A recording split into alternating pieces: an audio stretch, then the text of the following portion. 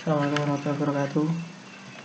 Perkenalkan, nama saya Yusuf, NIM 500-180-087 akan mempresentasikan UAS praktikum teknik tenaga listrik tentang motor sinkron dan asinkron. Yang pertama, pengertian motor asinkron. Motor induksi atau mesin juga disebut juga sebagai motor asinkron. Kata asinkronus berarti bahwa mesin tidak dapat berjalan secara kecepatan bersamaan atau sinkron. Motor induksi terutama terdiri dari dua jenis, bisa berupa motor induksi satu fasa maupun tiga fasa. Yang kedua merupakan pengertian motor sinkron. Motor sinkron dalam bahasa Inggris, synchronous motor adalah motor arus bolak-balik di mana pada keadaan tonak, rotasi poros disinkronkan dengan frekuensi arus supply. Periode rotasi persis sama dengan jumlah integral siklus arus bolak-balik. Motor sinkron mengandung elektromagnet arus bolak-balik multifasa pada stator motor yang menciptakan medan magnet yang berputar dalam waktu dengan osilasi arus garis. Rotor dengan magnet permanen atau elektromagnet berputar sejalan dengan bidang stator pada kecepatan yang sama. Sebagai hasilnya memberikan medan magnet berputar kedua yang disinkronkan dari motor arus bolak-balik manapun. Berikut adalah gambar motornya, seperti ini susunannya. Komponen motor asinkron antara lain yaitu stator, fungsinya adalah membagikan medan magnet pada sekitar rotor. Yang kedua, rotor coil. Semakin banyak jumlah lilitan pada rotor, maka semakin besar pula putaran yang dihasilkan. Yang ketiga, main shaft. Poros utama adalah komponen logam yang memanjang sebagai tempat menempelnya beberapa komponen. Yang keempat, brush sekat tembaga yang akan menghubungkan sumber arus listrik dengan rotor coil. Yang kelima, bearing. Fungsi dari bearing sebagai bantalan permukaan poros dengan motor housing karena sebagai bantalan putar. Bila tidak ada bearing, maka shaft akan cepat aus atau bahkan mungkin tidak akan dapat berputar. Yang keenam, drive pulley. Fungsinya untuk mentransfer putaran motor menuju komponen lain. Yang ketujuh, slip ring. Perangkat elektromagnetik yang membantu mentransmisikan daya dari sinyal listrik dari stasioner ke komponen yang berputar. Yang kedelapan, motor housing. Bagian terluar dari motor yang berfungsi untuk melindungi motor tersebut. Yang kedua, komponen dari motor sinkron. Komponennya yang tadi itu sebenarnya hampir sama. Ini saya jelaskan perbedaannya saja. Yang pertama yaitu rotor. Perbedaan utama antara motor sinkron dan asinkron yaitu bahwa rotor mesin sinkron ini berjalan pada kecepatan yang sama dengan putaran medan magnet. Hal ini disebabkan karena motor ini tidak terinduksi medan magnet, karena rotor ini memiliki magnet permanen atau arus DC excited yang dipaksa untuk mengunci pada posisi tertentu bila dihadapkan dengan medan magnet lainnya. Atau istilahnya ini yang membuat menjadi sinkron antara rotor dan stator. Stator yaitu menghasilkan medan magnet berputar sebanding dengan frekuensi yang dipasok. Jadi intinya rotor dan stator pada motor sinkron itu memiliki tegangan sendiri-sendiri. Rotor tidak terpengaruhi oleh stator, seperti itu. Selanjutnya yaitu diagram wiring star delta.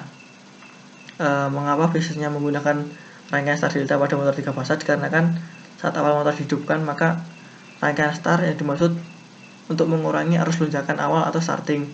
Tapi jika motor sudah berputar normal, maka dipindahkan ke rangkaian delta karena memiliki torsi yang lebih besar pada rangkaian delta daripada rangkaian star. Pada saat rangkaian star bekerja, satu gulungan hanya akan mendapat tegangan 220 watt karena ini seperti line to fasa. Tetapi pada rangkaian delta bekerja, satu gulungan akan mendapat tegangan 380 watt karena line to line. Gambarnya sendiri mungkin bisa dicari di Google. Untuk star sendiri nanti bentuknya dia akan berkerucut pada satu titik. Jangan kalau delta terhubung antar fasanya atau antar lilitannya. Ini rangkaiannya. Ini rangkaian star ini terhubung RST-nya ke satu titik yang dihubungkan di sini. Sedangkan delta itu ini R nanti akan terhubung,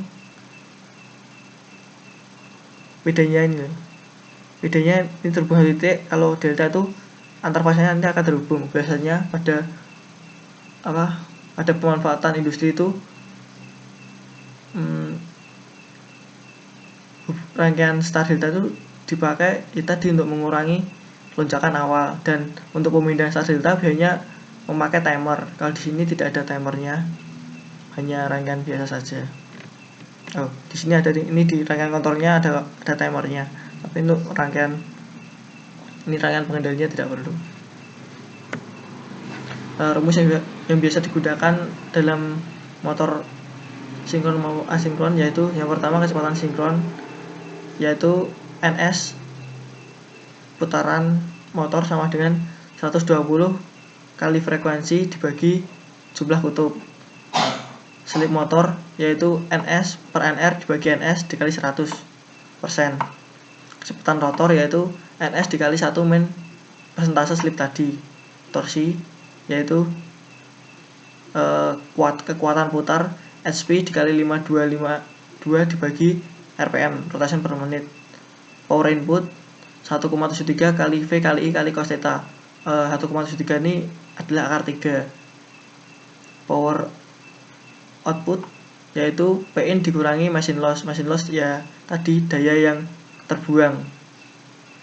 Efisiensi yaitu PO dibagi Pin. Nanti akan terlihat berapa efisiensi motor. Biasanya dikalikan 100%. Power factor yaitu cos theta Pin dikali daya dalam satuan kilo. Selanjutnya contoh soal motor 6 kutub disuplai dari sumber 60 Hz. Kecepatan rotor pada beban penuh adalah 1140 rpm. Tentukan kecepatan sinkron dari medan magnet. Jawabannya yaitu diketahui P atau jumlah kutub 6 kutub, frekuensi 60 Hz, NR kecepatan rotor 1140 rpm.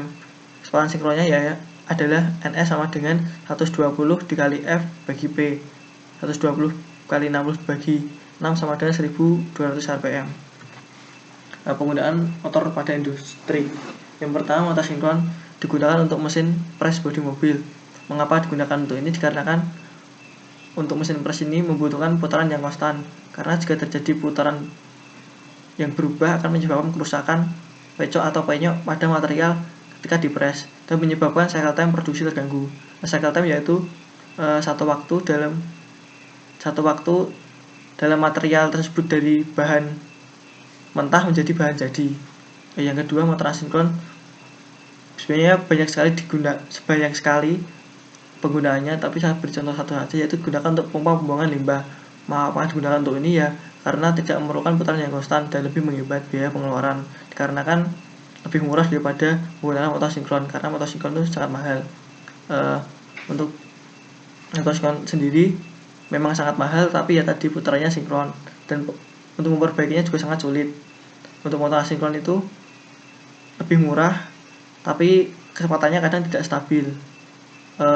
Untuk rangkaiannya sendiri tetap menggunakan start delta, karena untuk menghemat biaya pengeluaran perusahaan, dikarenakan ya sudah dilihatkan di awal tadi bahwa rangkaian start digunakan untuk mengurangi lonjakan arus ketika menghidupkan motor, dan ketika motor sudah stabil diganti ke delta, dikarenakan delta memiliki torsi yang lebih besar. Seperti itu. Sekian presentasi dari saya. Bila ada salah kata mohon maaf. Wassalamualaikum warahmatullahi wabarakatuh.